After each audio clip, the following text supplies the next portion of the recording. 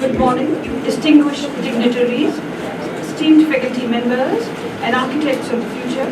We welcome you to the inaugural session of this 2 days national workshop on digital learning revolution, exploring AI's impact on education towards Viksit Bharat 2047, organized by EMMRC Jodhpur and Consortium of Educational Communication, New Delhi. As we stand at the threshold of a new era, the digital learning revolution is no longer a distant prospect, but a living reality that is fundamentally calibrating the very rubric of our educational system. In a world increasingly defined by algorithmic intelligence and borderless knowledge, the integration of artificial intelligence into our classrooms represents the most significant shift since the invention of the printing press. This workshop, exploring AI's impact on education, serves as a vital bridge between traditional pedagogy and a future where technology democratizes excellence, ensuring that the highest quality of learning reaches every corner of a nation, from the vibrant urban centers to the farthest reaches of the Thar. We are privileged to have with us today for this 2-day workshop as a chief guest, Professor Viksit Bharat, Director of the CEC New Delhi, a visionary dedicated to leveraging digital education to bridge the gap between premier academic resources and the modern learners. Guest of honor for the workshop is Professor T.V. Vijayakumar, Chairperson, Special Center for E-Learning, Jawaharlal Nehru University, New Delhi. The workshop is presided over by Professor Sangeeta Lunkar, Dean, Faculty of Science and Director of Kamala Nehru College for Women. The convener of the workshop, Professor B.R. Gadi, Director in EMMRC Jodhpur. The combined vision of all the esteemed dignitaries provide the foundation upon which we build the exploration of AI's impact on our educational future. To begin our journey, I request everyone to rise for the Vande Mataram, followed by a university group.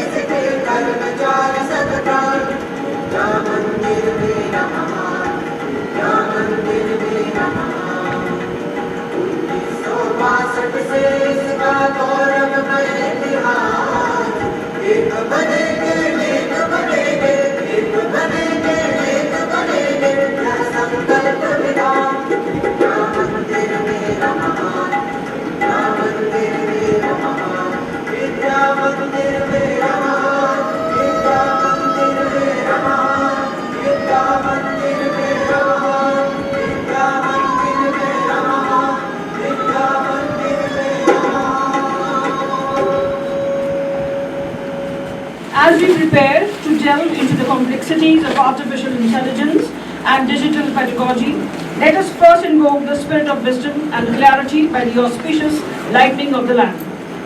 I now most respectfully request our dignitaries to kindly step forward for the lamp lighting.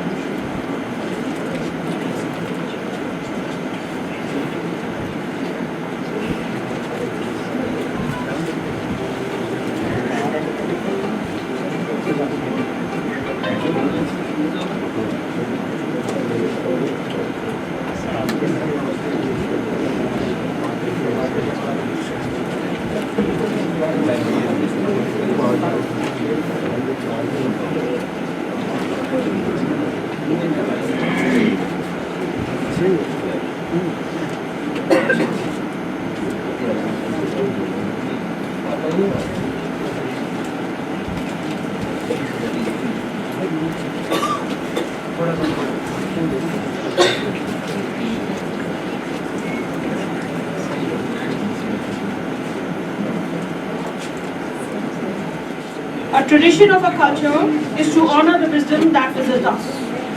For the formal welcome and felicitation of our guests with a token of appreciation, I now request to welcome our guest of honor for the workshop, Professor T. B. Vijay Kumar, Chairperson, Special Center for E-Learning, JNBU. I request Professor Gadi, Director, EMMRC, to offer the shower.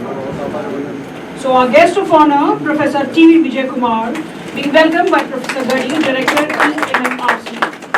I request Professor Sunil Mehta, Syndicate Member and Dean, Faculty of Commerce, to present the bouquet.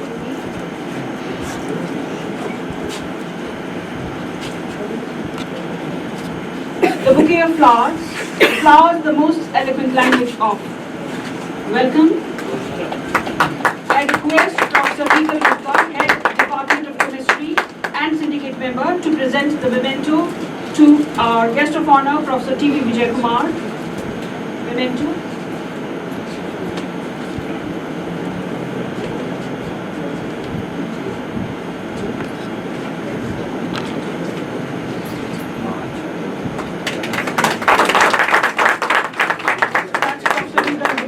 Presenting memento to our guest of honor.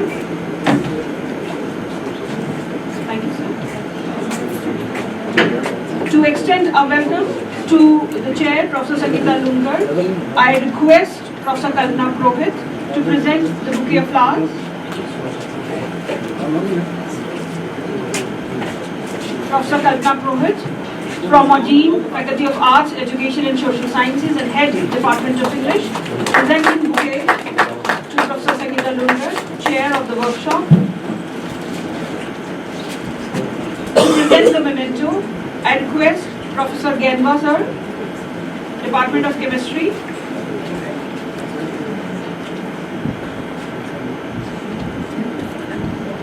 Presenting the memento to Professor Sangeeta Lunkar madam.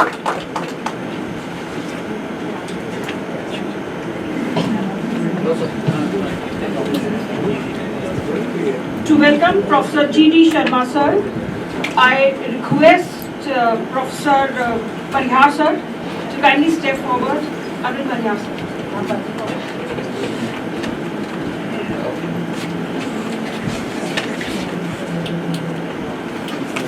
Welcome him by offering a token of appreciation, the traditional safa. Professor G.D. Sharma sir.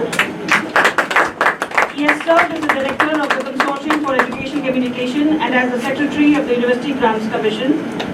His experience in national policy and education media is unparalleled. I now request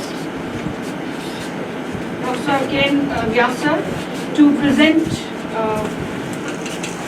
bouquet of flowers to Professor J.D. Sharma.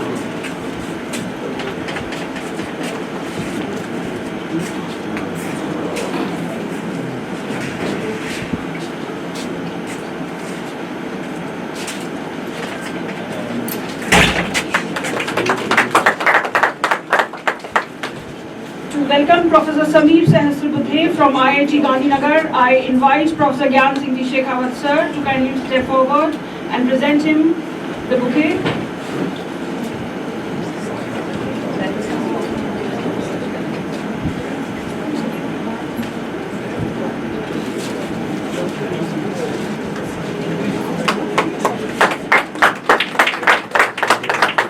I request Gyan Singh sir to please present him the safa as well, a token of appreciation.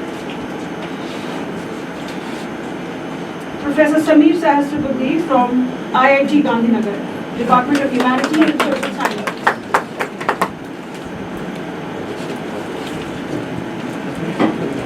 Thank you so much. With that, we extend a warm welcome to our chief guest, Professor Parikshit Singh Manhas, Director of the Consortium for Education Communication, New Delhi, who will be joining us shortly from the online platform.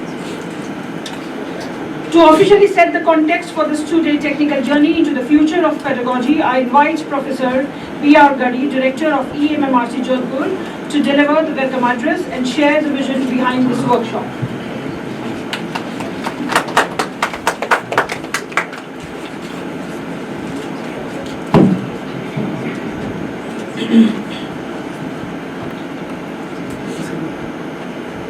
Good morning to all. First of all, I would like to thank to Professor Pawan Kumar Sharma, Honorable Vice Chancellor, Jain Vyas University Jodhpur, for full support and guidance for this organization of this workshop. Respected Professor Viksit Bharat, Director CEC New Delhi, Dr. Sunil Nehru, Joint Director CEC, Guest Dean of the Faculty of Science, Dr. Ken Sangeeta Lunkar, Director Ken College, Guest of Honor Professor T.V. Vijay Kumar, Chairperson, Special Center for E-Learning, JNU Jodhpur, JNU Delhi, esteemed academician, researcher, subject expert, technical expert from across the country, and dear participants. I extend a warm welcome and heartfelt greeting to you all. Today, we have gathered here on the occasion of the inaugural session of the two-day National Workshop on Digital Learning Revolution. exploring AI's impact on education towards Viksit Bharat 2047. This workshop is not just an event, but a powerful initiative reflecting the changing landscape of education, guiding us from traditional teaching method towards digital and AI-based learning.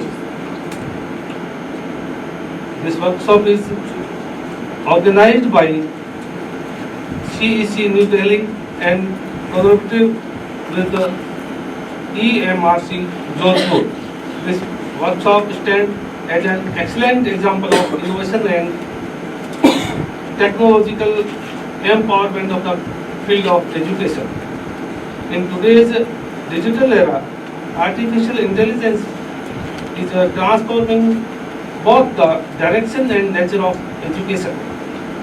From this workshop, we will not only understand AI-based teaching methodologies, but also engage in meaningful discussion on digital course creation, improving the quality of online education and making education more accessible and effective.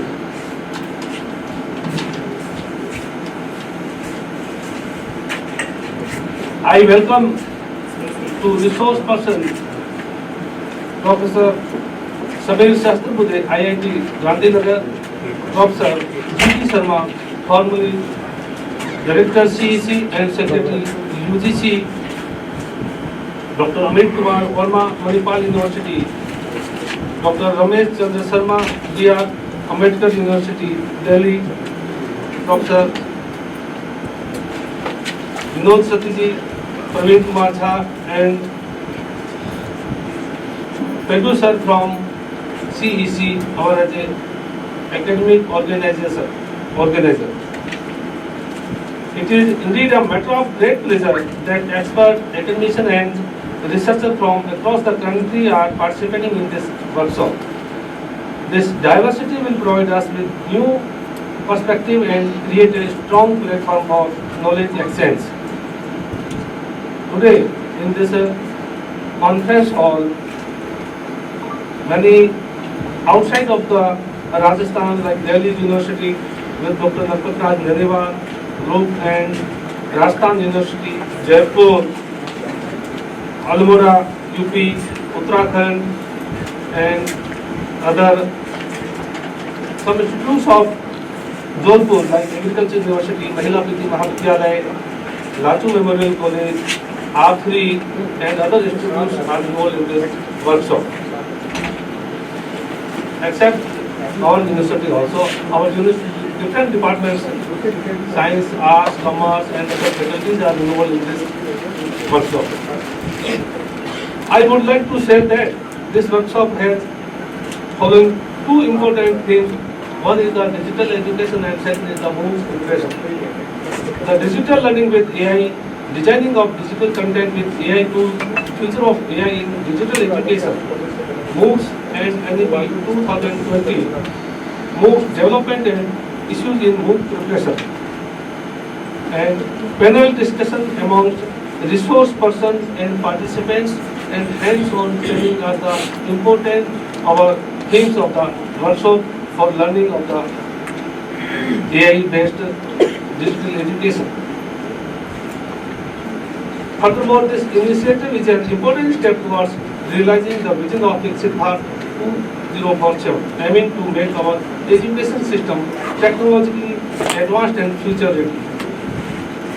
In conclusion, I urge all participants to actually engage in every session of the workshop, share their experience and be inspired to adopt new technology. And most of our respected deans, syndicate members, directors are also welcomed by me for their guidance and support is necessary for successful of this workshop. I also welcome all of them. With this hope and confidence, I once again welcome you all and extend my best wishes for the grand success of this workshop. Thank you. Jai Hind.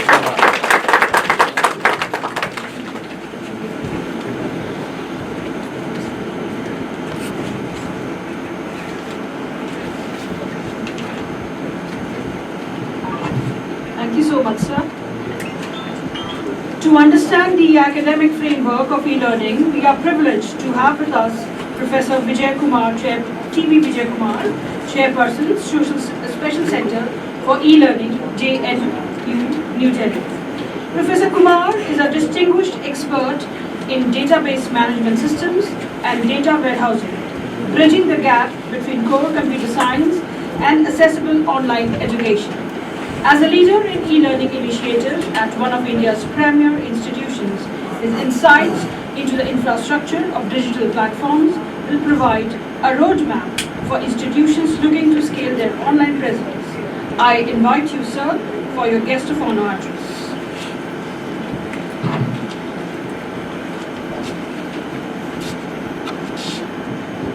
Greetings to everybody that on dais.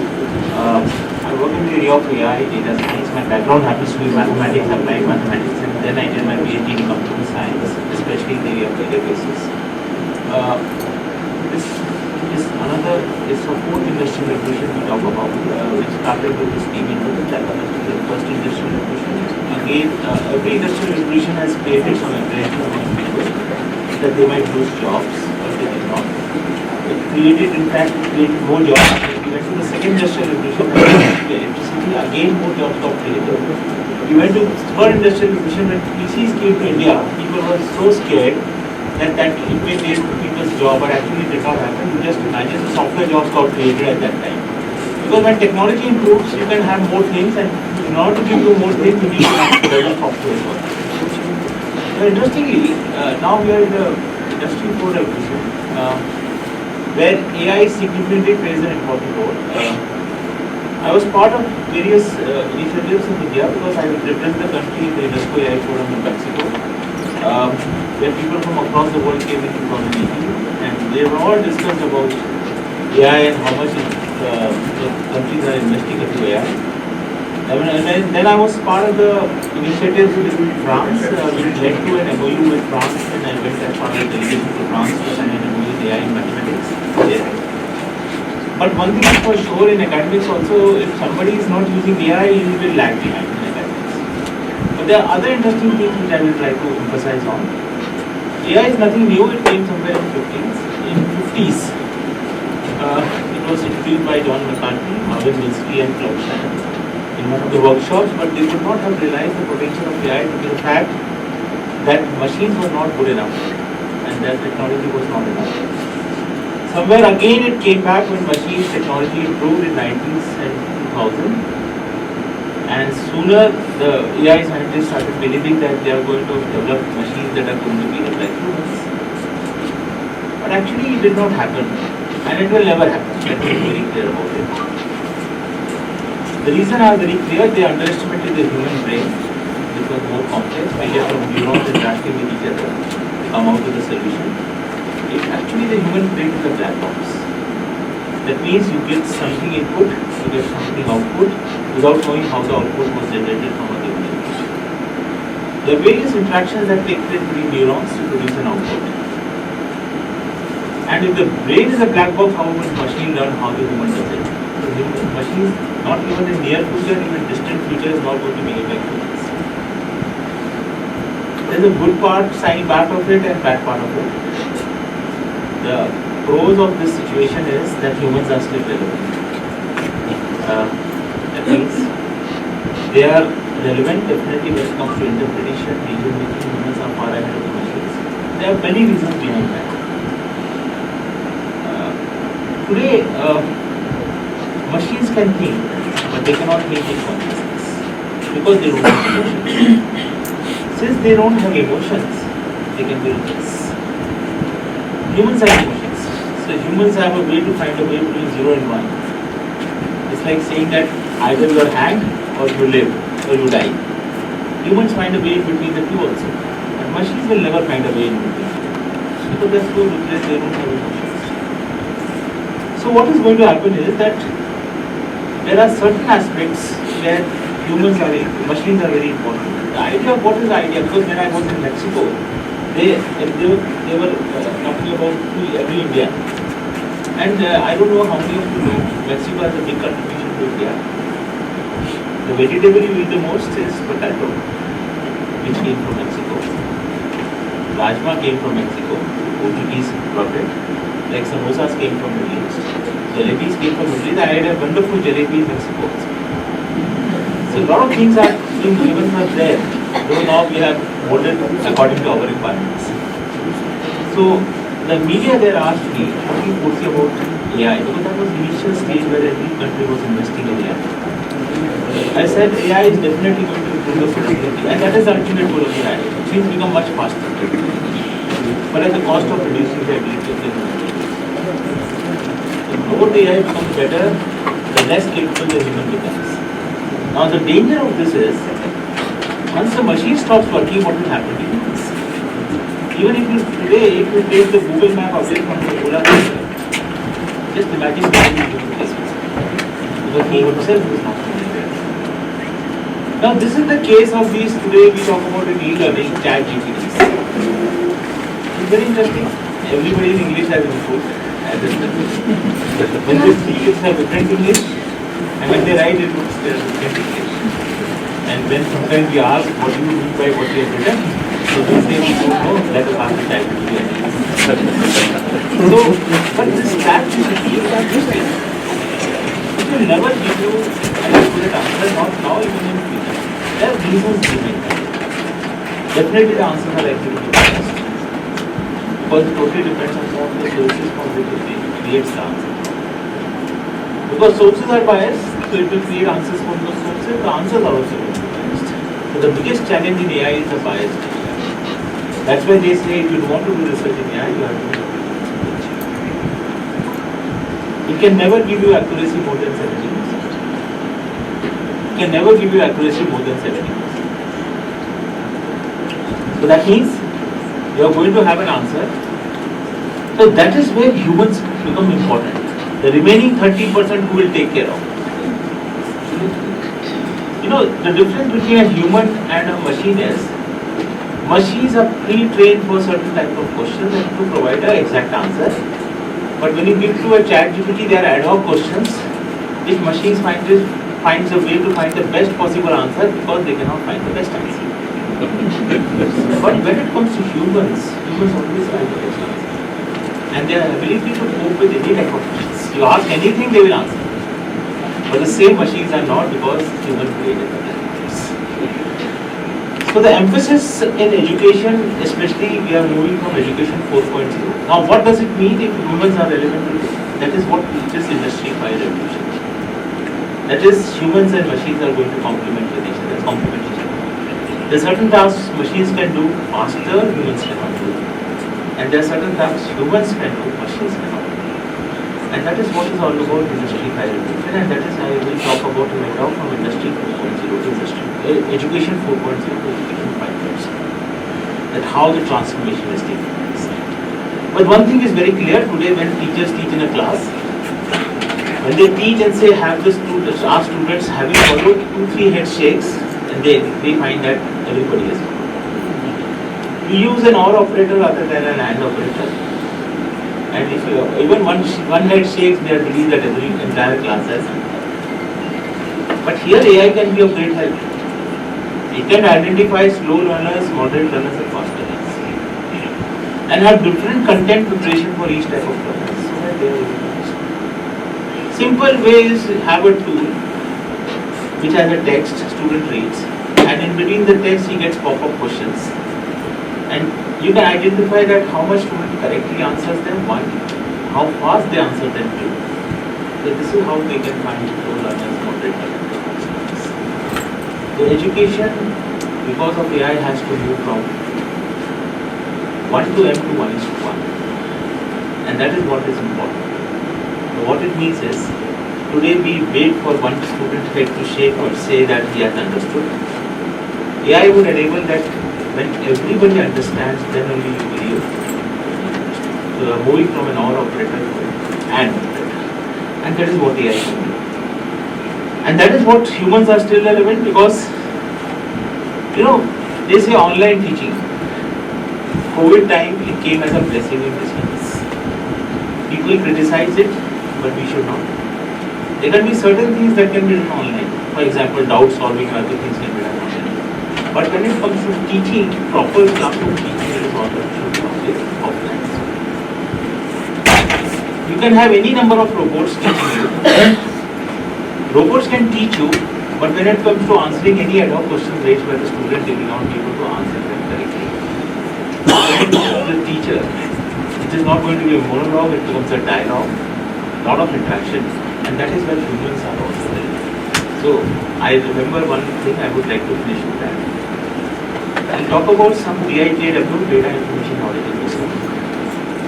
When I went to Mexico, they are Spanish speaking people. So I spoke in English. My speech was translated into Spanish to those who do not understand English or who pretend not that they don't understand English. So I ended my speech because it's something information, and you have data which is raw and information happens to be organized data. Then your knowledge is something inference. Knowledge is like what? If I assume that nobody knows how to sing a song here, and I ask them to sing a song without a voice coming outside, you all will appear to be great singers. This is the perception of knowledge. And merely we stop at knowledge, we don't go further. Like in PhD, we submit the PhD, have the viva, have the party done, we never apply what we have done in PhD. And what is wisdom? It is actionable knowledge, and you put the knowledge into action, and that is what is called wisdom. Now I ask you to sing a song with the voice coming outside, you realize how innocent you are. And that is very important because knowledge, intelligence has no meaning unless you prove it. Only when you prove it, you realize it. So just merely calling yourself intelligent is not good enough. I keep calling my students intelligent, they are very happy with it. In last class I say I don't like intelligent students, I like wise students. And that is what I started saying. My last statement in that forum was, I spoke in Spanish, everybody started laughing and smiling. I said, algunos son sabio, algunos son otros sabio. I said, some are wise and some are otherwise. And we need to be wise rather than being otherwise. Whatever we know, the wise person is one who utilizes whatever he understands and knows. Just by merely saying you are wise, intelligent is not. So education has to focus on wisdom. The wisdom is where humans are relevant. Till knowledge, machines are relevant. But when it comes to interpretation, visualization, action, that is where humans are going to be. That's why in computer science and IT industries, data scientists are going to be relevant. 80 to 90% jobs are going to be data scientists. So this is what I am going to cover with some portion of education from the school level to the higher education I will talk about. So thank you very much and thank you.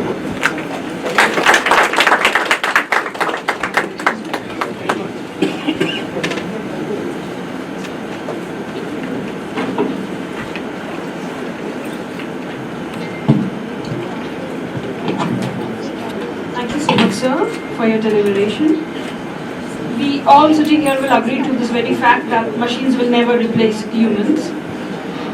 And the difference that you told us about the knowledge and wisdom and how it is relevant when we talk about artificial intelligence. With that, we move forward. And now I invite Professor Sangeeta Lungar, Director of Kane College for Women and Dean Faculty of Science, to deliver her address.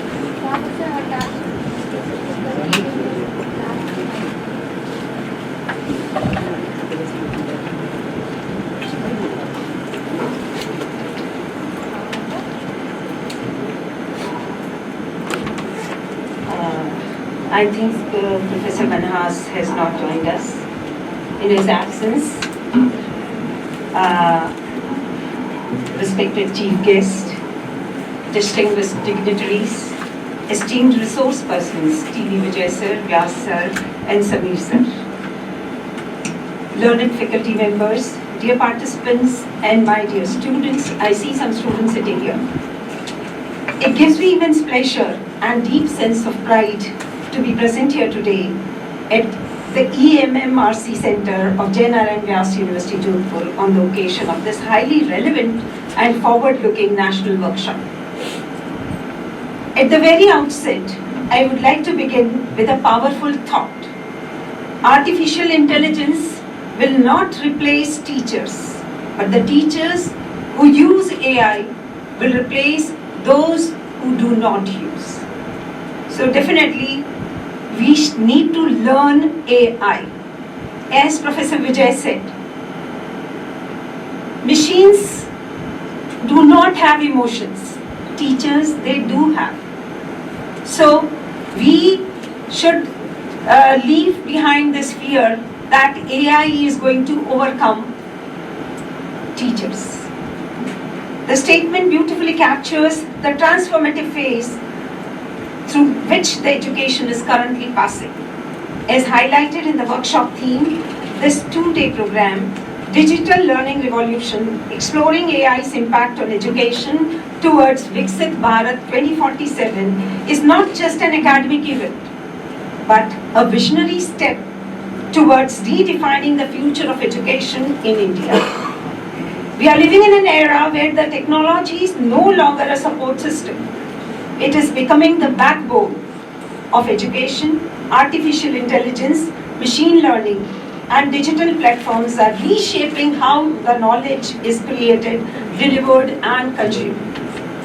The role of institutions like the Consortium for Educational Communication is truly commendable.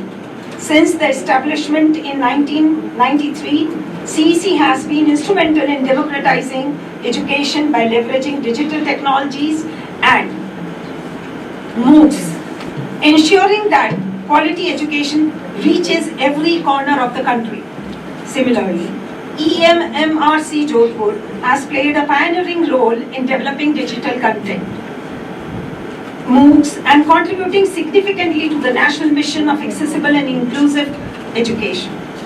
Janarayan Vyas University, with its rich legacy since 1962 and its unique geographical and cultural context, has always stood as a center of academic excellence and regional relevance. Today, through initiatives like this workshop, it is aligning itself with national priorities and global trends. Dear participants, the objective of this workshop are both timely and crucial. As mentioned in the concept note, the focus is on enhancing AI-based learning outcomes, improving accessibility, and empowering faculty with tools for digital content writing, content creation. This is particularly important in the context of NEP 2020, which strongly emphasizes on digital learning ecosystems, multidisciplinary and flexible education, skill development and employability, technology integration in teaching learning processes. Now, in the next 2 days, I think you will be engaged in meaningful discussions on designing digital content using AI tools, the future of AI in education, MOOCs development and implementation, technical and pedagogical aspects of digital learning. ये sessions merely informative नहीं होंगे, बल्कि you will feel that these sessions will be transformative. While we embrace AI, we must also remember that technology is a tool, not a substitute for human values. As said by Professor Vijay, that humans have emotions, they have values, they can answer any question, any moment, any time. But machines cannot. So we should keep this in mind that technology is merely a tool. It cannot substitute the human values. Education is not only about information, it is about inspiration, ethics, and human connection. Therefore, our goal should be to create a balanced ecosystem where AI enhances learning, where teachers remains central, where the student become active learner. So we should focus on this point, that student becomes active learner and we as a teacher remains central always. Now, as we move towards Viksit Bharat 2047, education will play the most decisive role in shaping a knowledgeable, skilled and responsible society. AI-powered digital learning can bridge the gap between urban and rural education, between the privileged and opportunity. But the transformation requires capacity building of the teachers. It requires institutional commitment. It requires continuous innovation, ethical use of technology. This is the most important thing, ethical use of technology. Now, I would like to emphasize that faculty empowerment is the key. The teachers are trained, confident, and technologically equipped. They become strongest agents of the change which we feel that it should be there in the society in the coming years. I congratulate the organizers, CEC New Delhi, EMMRC Jodhpur, for conceptualizing and organizing this workshop with such clarity of purpose and national relevance. I also extend my best wishes to all the participants. I urge you to actively engage, ask questions, experiment with the tools, and carry this knowledge back to your departments and institutions. Let the workshop not be the end of learning, but the beginning of the new journey. A journey towards smart classrooms, towards intelligent content writing and empowered learners. Before I conclude, I would like to leave you with one final thought of mine. The future of education is not about man versus machines, but it is about man with machines working together to create a better world. With these words, I say that this workshop will be a significant step towards transforming education through innovation and technologies. Thank you all. Jai Hind.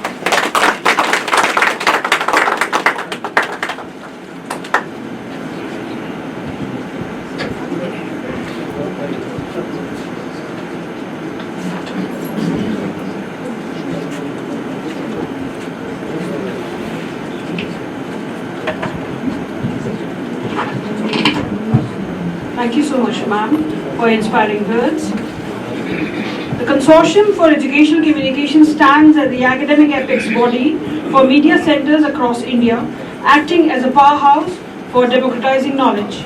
Before we hear from our chief guest, let us witness the profound digital footprint of the CEC through this short visual presentation.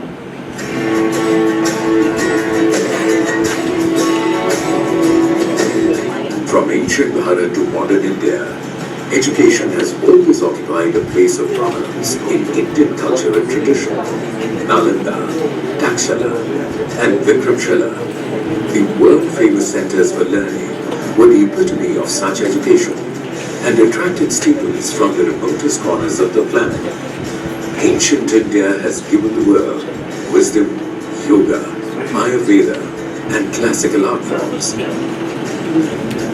Today, the CEC, Consortium for Educational Communication, has stepped forth to build a digital learning environment to emulate the Indian education system, to provide quality-enriched educational resources integrated with human values and culture on digital platforms to the remotest learners.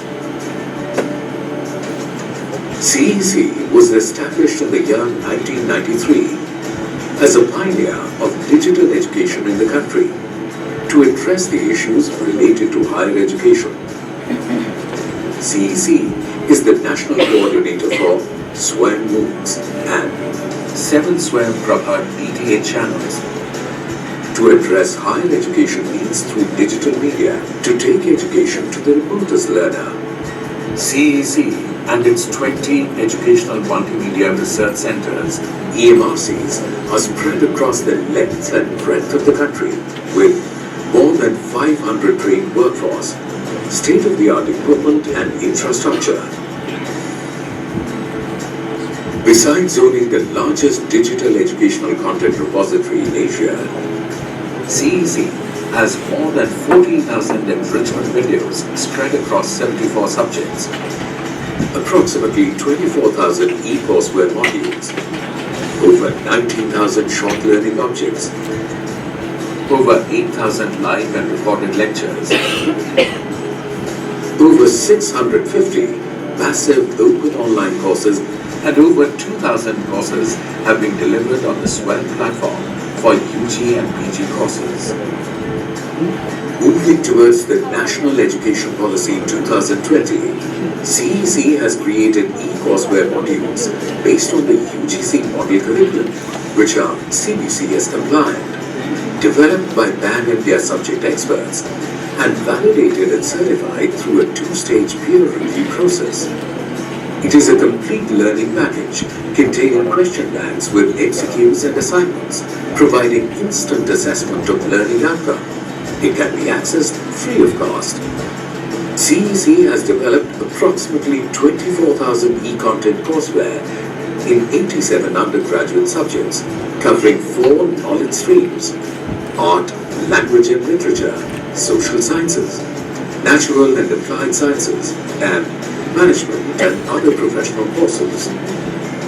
CEC's YouTube channel has recorded a footfall of over 5.75 lakh subscribers with more than 4.9 crore video views, equivalent to 555 years of watch time, with top 5 viewing countries across the globe being India, Pakistan, USA, Nepal, and UK.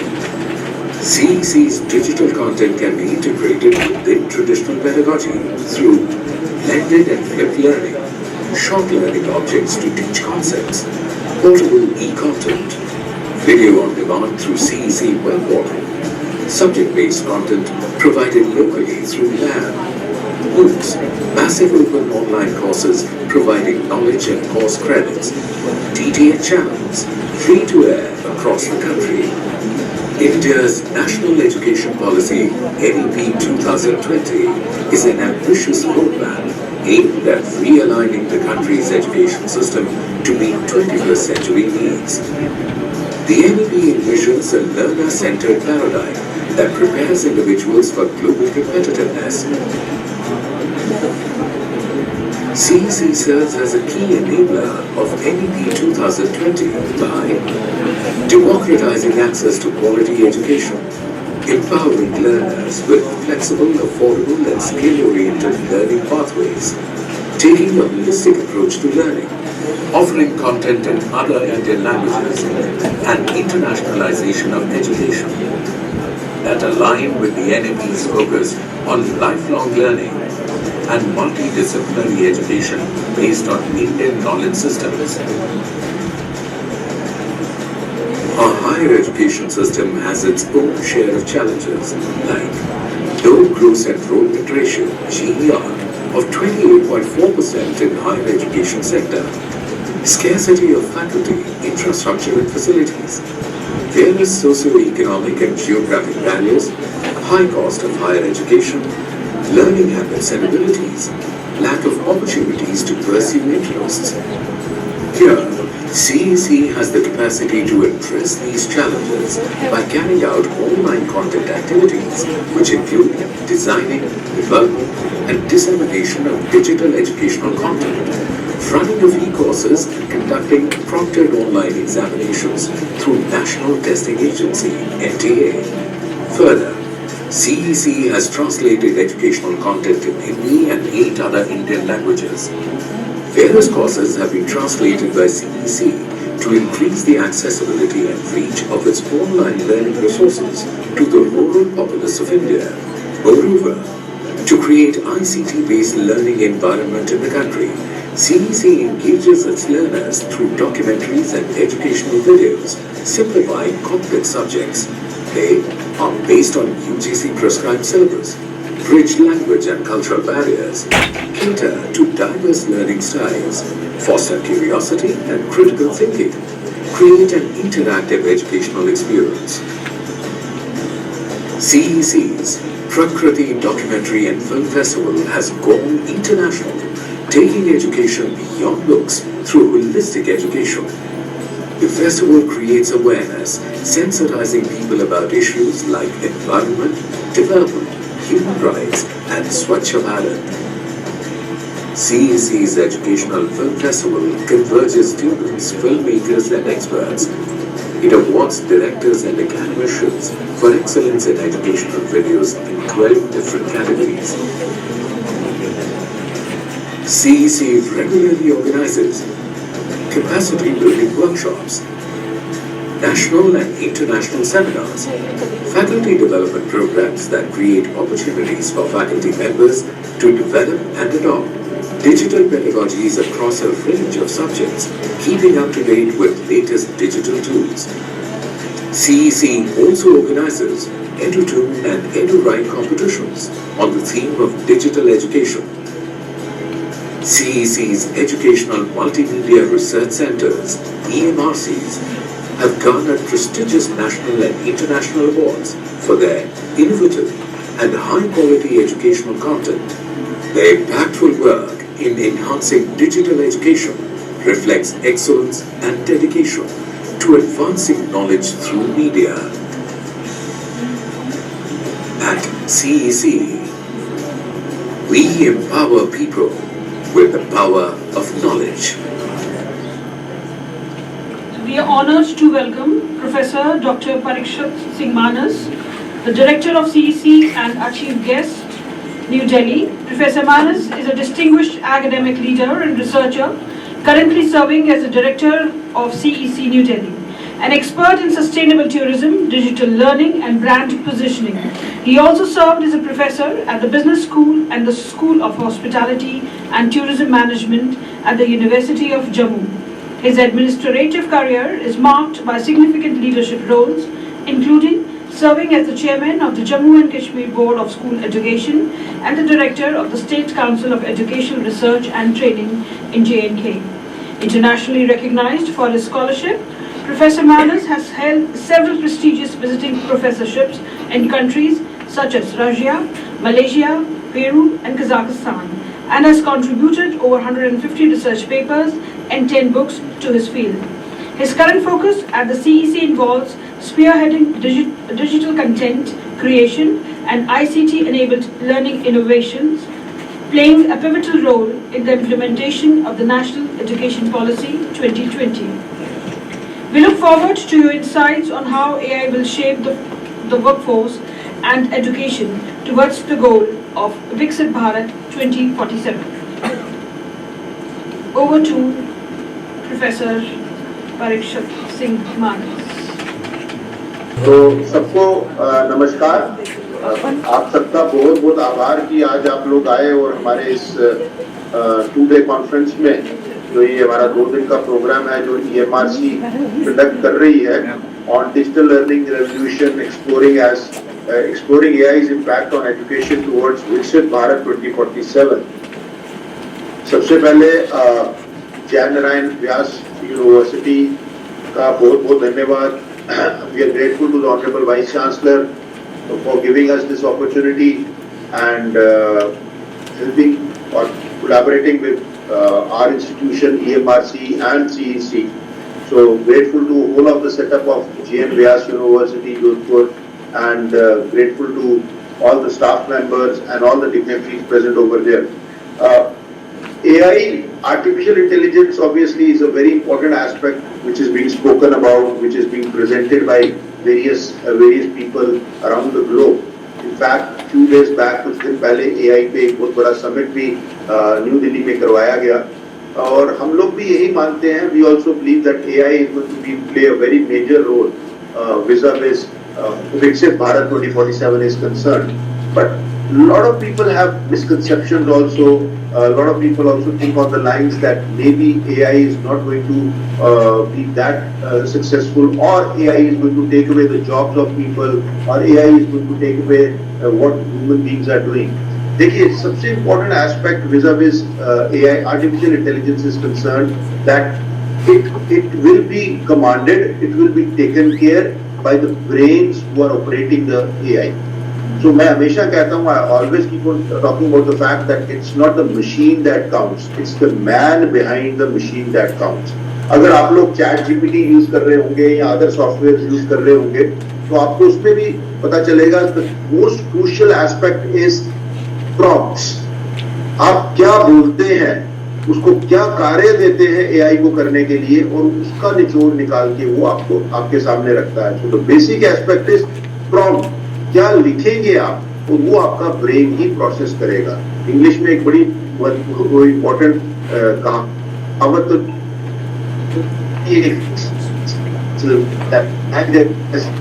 से हम कह सकते हैं, garbage in garbage out.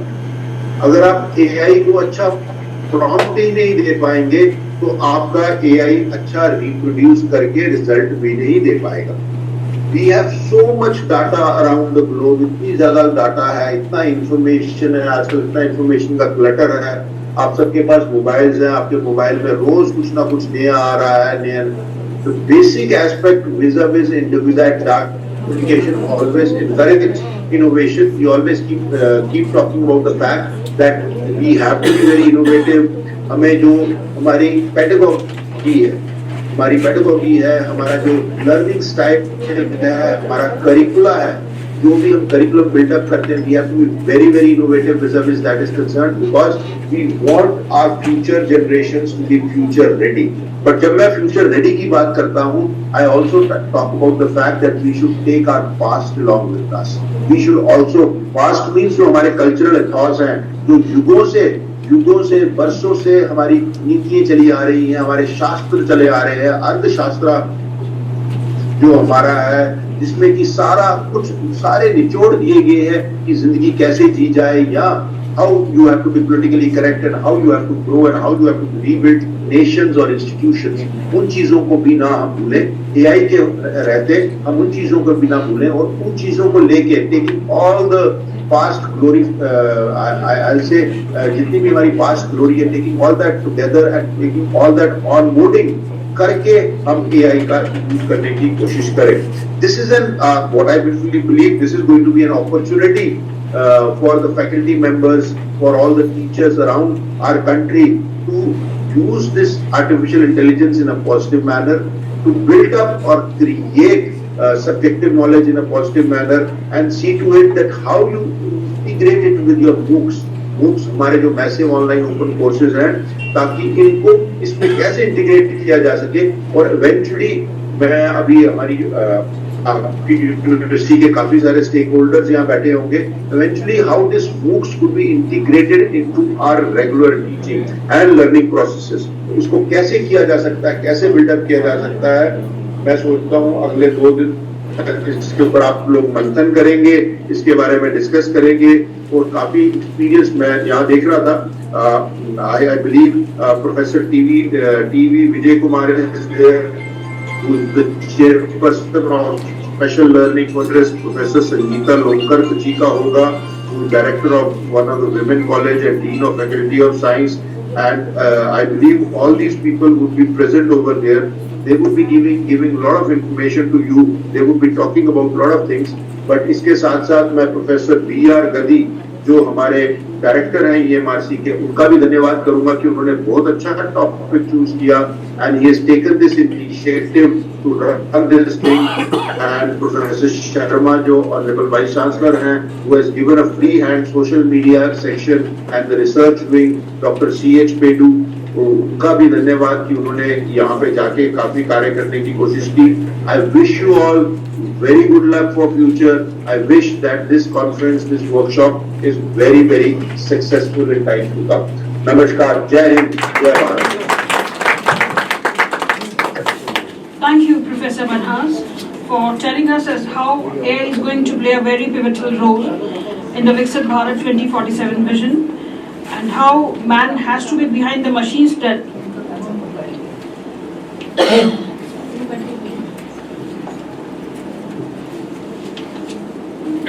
So with that, we come to the conclusion of this inaugural session. And before that, I would like to invite Dr. C.H. Pedu, the Academic Coordinator Research of CEC, to propose vote of thanks.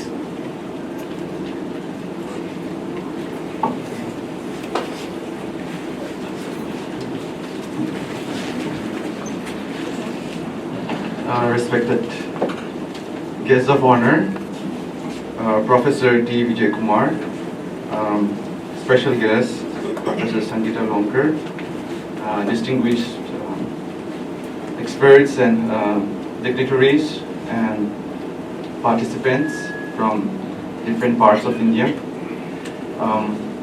It may sound like when I'm proposing this word of thanks, it's like the end of the workshop, but it's just the beginning. So for the first time, like this has been word of thanks has been addressed together with in the inaugural session. And so on behalf of CEC, I would like to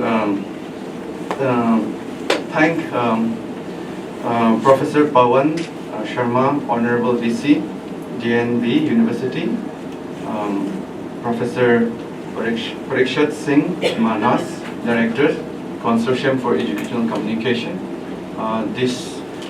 They have played a very important part for this workshop to take place.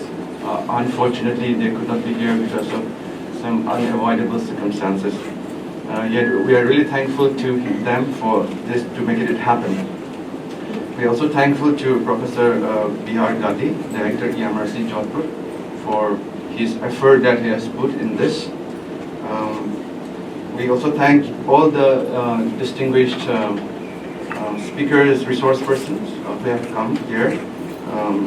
Again, Professor Vijay Kumar, JNU New Delhi, Professor Samir Shashtabude, IIT Gandhinagar, Dr. Ramesh Chandra Sharma, Ambedkar University, Dr. Amit Verma, Manipal University, Mr. Vinod X, EMRC Jodhpur, producer, Mr. Praveen Kumar Jha, and Dr. Shubhas Vyas. I believe that these experts, they'll really shed some insightful happenings, what is going in academic environment, the trend, the hype that is today, and I believe that we all have come with the hunger for the knowledge, and that to convert this into a wisdom, as one of our sir has emphasized.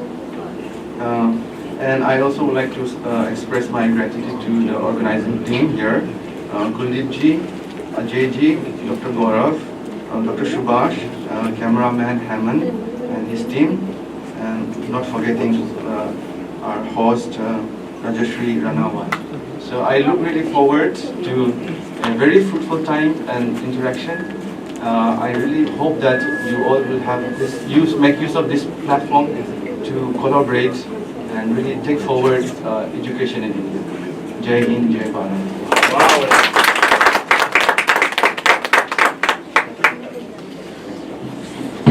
Thank you. I request everyone to kindly stand for the national anthem.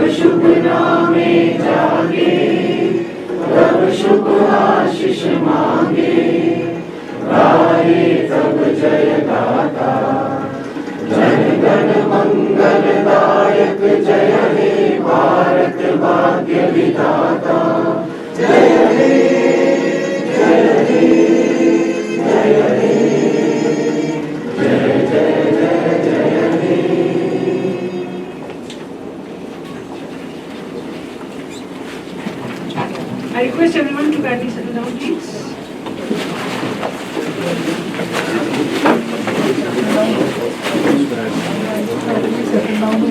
Before we break for our tea break, I would request Professor G.D. Sharma sir.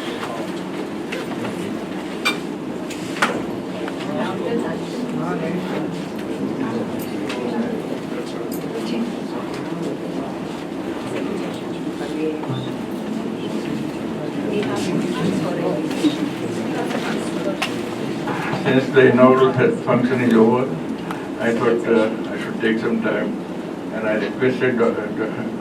Gadi that let me have some little time to interact with all of you, because we have passed through several in CEC and other areas. Where we stand today, globally, we have three major platforms which are working on the AI.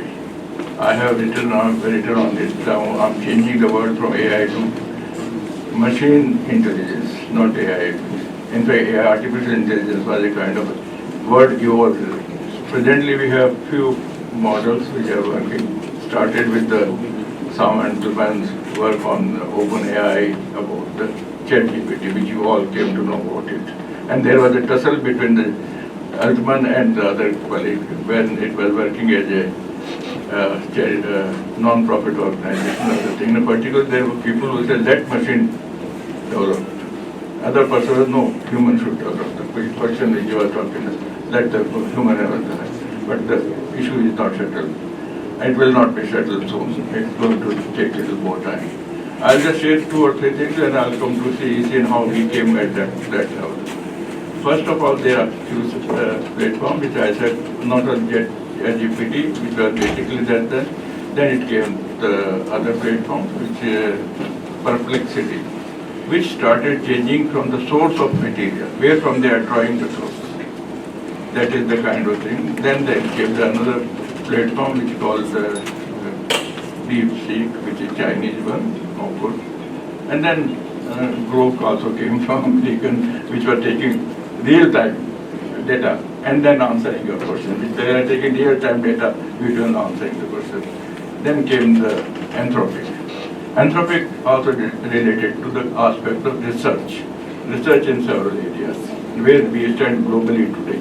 And research not only in the various fields, they give the sources of information, source of data. So now we are standing at that level where the ethical issues are becoming more and more important. Because the conflict which you might have seen in the Delhi conclave between the Altman and the Modi, they didn't share the same views. Reason being, Anthropic is trying to believe more on ethics and critical thinking, of course, that is there. And the Altman was ready to compromise on certain things. This became very serious issue, and that's going to be a future issue also. That if you unethically use, you can use it for the purpose of war, and they have used it for the purpose of war. That is in the Venezuela as well as in Iran. So that's a big challenge, big problem, which is at the level of platform. That's where we stand today. We might have some changes in course of time, but today we have the race between. I written my editorial, which is coming next week. That race between human intelligence and machine intelligence, and how its race started machine intelligence. You might be knowing 1950 around, there was a very great logician, mathematician, Turing. He started that can machine think. And he had an idea that when we develop a human being, unorganized brain of human being, it takes almost 20 years, and training takes place in that process. And that training makes the brain function. And that's how we can create a system wherein it can function as a human intelligence, which later on they call artificial intelligence. I don't agree with this word. We are changing this word in discussion sector. So that is the level we are today. That how far machine can go in terms of thinking, intelligence, that's it, because it has a collection of lot of information, data, and etc. And then processing fast has become very important. Earlier, processing was a very difficult issue, but now processing computer science. And processing will become much faster when the quantum computers are being used. Many of the problems which is photosynthesis, how it takes place, that will help AI and quantum computing. That is the level we are going in the future. But how we arrived at that stage, that is very important. In India, how we arrived at using the technology in education. And CEC is one of the areas. And before CEC, thinking started as a countrywide classroom. Knowledge which has to be communicated through the visuals. And that was beginning when we were among the few countries in the world, they use the video or the film for the communicating the knowledge. Of course, something started in UK, but we started using the countrywide classroom. I was one day discussing with the Infosys people, say, I learned a lot from the countrywide classroom. And so that's the kind of contribution the CEC and other people there, and Yaspal and other people that they started. At that time, the lot of visuals, not only, it was developed the excellent lecture by the excellent person in the field, if it's economics, physics, chemistry, any other. And that is how CEC developed a huge resources in terms of using the education technology, but in terms of particular analog at that moment of time, but later on it changed. So that was the beginning of the things we are doing. You know, around 80s, lot of development took in that place. I remember Sheshagiri, you might be knowing Sheshagiri, who was working in NIC at that moment of time. At that time, we started working in neural network. How networks start, neural network. And similar in the world also, that was going how neural. That is where machine thinking process started. So we started around that using the technology. We had a first, on behalf of UNESCO, prepare a program methodology of teaching. And then I used EMRC, our Jamia Millia, where that was the first EMRC developed at that moment of time by Kidwai. We used the teaching through television.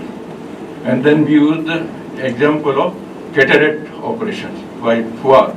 I told Fuad that let's have it that kind. So using the visuals for teaching the people that way.